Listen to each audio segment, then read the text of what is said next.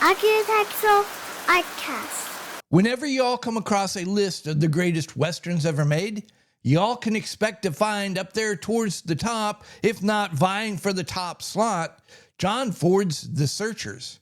In fact, it's not unusual to find The Searchers on a list of the greatest movies ever made. The Searchers? Isn't that the movie where John Wayne plays a racist? Yeah, that is an interpretation. An easy and convenient interpretation, particularly if you're interested in pushing a narrative. It's also like holding an onion, looking at those outer, dried, crispy layers and deciding you know everything you need to know about an onion. The Searchers is just like that onion. Once you get past the superficial surface layers and get into the heart of it, you'll start to realize there's a lot more going on. It becomes impossible to dismiss Ethan Edwards, John Wayne's character, as just another racist. The Searchers isn't about racism, it's about the dark side of traditional American values.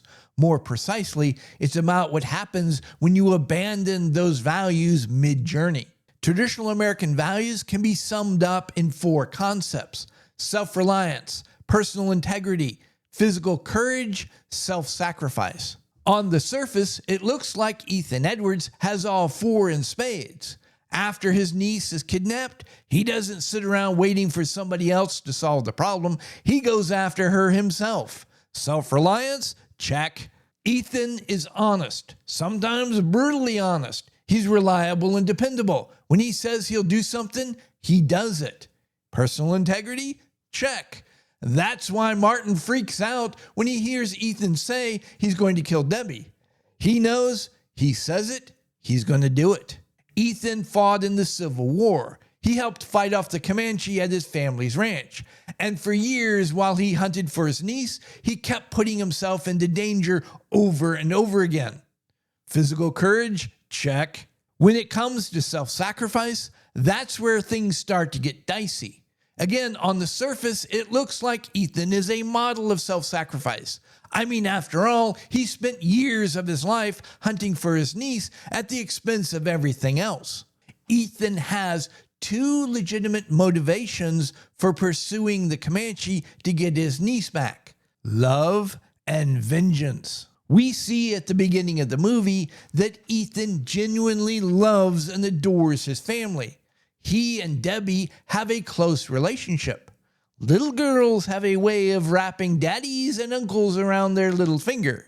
When Ethan first learns that Debbie was kidnapped, he genuinely wants to save her, rescue her, bring her back to the family. This is where we get to the moral of the story. Just because you have a legitimate reason doesn't justify anything you choose to do. Ethan has a legitimate reason why he wants to seek vengeance against the Comanche. They killed his mother, his brother, multiple friends and family. They kidnapped his niece. This is a story that's as old as time. You kill my family, I will seek vengeance upon you. Within traditional American morality, Ethan is justified in wanting to seek vengeance upon those who killed his family and kidnapped his niece. As the chase goes on, year after year, love slowly fades as Ethan becomes consumed with hate. Here's where things start to go sideways. Within traditional American values, if you're a self-reliant person with integrity, physical courage, and a willingness to sacrifice yourself for others, you're considered an honorable person, a valued member of the community. However, if you just change one element in this equation, you change one motivation, you stop doing something that's honorable and praiseworthy and start engaging in acts of evil. Ethan is no longer pursuing the Comanche because he's seeking justice. He's doing it for hate. And his pursuit of Debbie is no longer an act of self-sacrifice. It's an act of selfishness. When Ethan gives up self-sacrifice to indulge in hate, he stops being his family's protector and becomes their biggest threat. One quick note about feminine power. All it took was one look from those big eyes and a "hello, Uncle Ethan" to completely melt Ethan's heart. In an instant, he went from ruthless killer to loving uncle who saw Debbie as the little girl he adored. At the end of the movie, Ethan realizes the enormity of what he almost did and the price that he's going to have to pay. He may no longer be a member of the Edwards family. But the Comanches were just defending themselves from the evil white man. In your attempt to take sides, you're making two fatal assumptions. First off, you're saying that the evil white man made the Comanche do it. The Comanche were contaminated by the evil white man. You're falling into a noble savage argument. Now, that's not an argument I'd be making. Talk about racist. The second fatal assumption, these are Comanche we're talking about. You didn't make a Comanche do anything they didn't want to do. They were nobody's victim. The Comanche followed a similar policy to the ancient Mongols.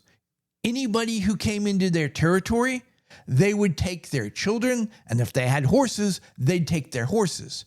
And then they would kill every other living thing. Men, women, babies, cows, chickens, dogs, everything. Before you say this was just in response to European settlers' encroachment into their territory, no. They had this policy long before they ever encountered European settlers. It was precisely this policy, the Comanches' willingness to kill everything but children and horses, that convinced the Apache, no pushovers in their own right, to stay the heck out of Comanche territory. How do you explain Ethan's decision to try to kill Debbie? It's the onion example all over again. The more layers you dig in, the more you find that the situation is really complicated and murky. Ethan had a point. Now, his logic was flawed, infected by hate, and his solution was wrong and evil. But sadly, he had a point. Now, to understand this point, we have to back up and look at why the Comanche were obsessed with kidnapping children in the first place. The nomadic lifestyle has a fundamental problem: birth rates. Children have to be old enough to be able to take care of themselves before the mother can have another child, which means a nomadic woman will have a child on average every 5 years. If a woman's prime fertility range is around 20 years, that means that they can have at most 4 children. Prior to modern medicine, under normal circumstances, child mortality rates could be as high as 50%. Add in famine, disease, and war, and that mortality rate could go way higher.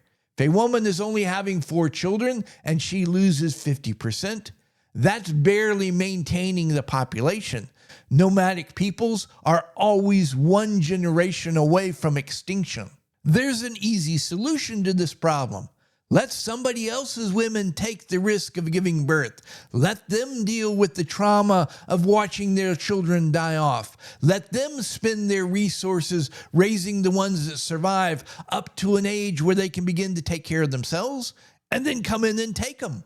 Because Native Americans had been stealing children for thousands of years, they had perfected the system of integrating the stolen children into their tribes. When they attacked another group, the first thing they would do would be to rush in and grab the children. They would be immediately sent away because they didn't want the children to be traumatized by what happened to their families. Once they got back to the village, the children would be cleaned, clothed, and fed. And then they would be treated with absolute love and affection. They would give them goodies and treats, spoil them rotten. If they were having nightmares, they would be held and cuddled, sang to. They would encourage the children to engage in the group activities, social events. All the children, regardless of their background, would be treated as equals.